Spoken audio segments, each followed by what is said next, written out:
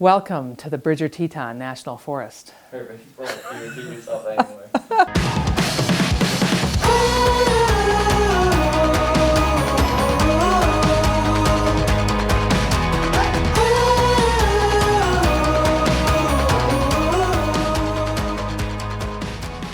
I grew up in upstate New York with a dad that was raised in Alaska, and so I grew up with this love for the outdoors, but didn't really get to do that much of it growing up. And so I just had this real passion for nature and the outdoors, and watching Jane Goodall on TV and just, hey, there's a woman and I can do this. And so that's what got me, as a kid, interested in doing what I do.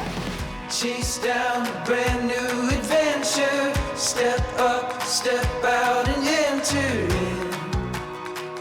All national forests have their unique place and they're all beautiful, but I will say the Bridger-Teton, being one of the larger national forests, particularly in the lower 48, just has these vast landscapes that you can get lost in. It has one of the places in the United States that's the farthest from any road system. That's a pretty unique feature for us. We're one of the top forests in the nation for the number of visitors that we have, somewhere in the neighborhood of between 2 and 2.5 million a year. People value all sorts of things on this forest. They value clean water, they value clean air, they value the vast expanses of landscapes we have and the wildlife that is protected in these areas. We allow an amazing amount of uses, and whether you end up wanting to walk your dog, shoot your elk, cut your firewood, go out and graze some cattle, we allow oil and gas development, we allow some level of timber harvest, and all of these are done in a way that helps sustain these for future generations.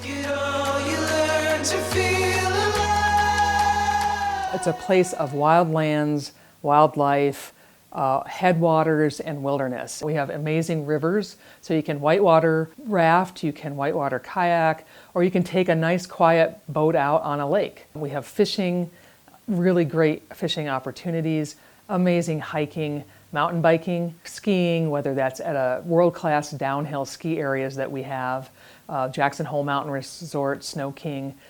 You can cross-country ski, get on a sled dog team and go for a ride, snowmobile. It's all there. We're about to embark on forest planning on the Bridger-Teton. And what does that mean to me?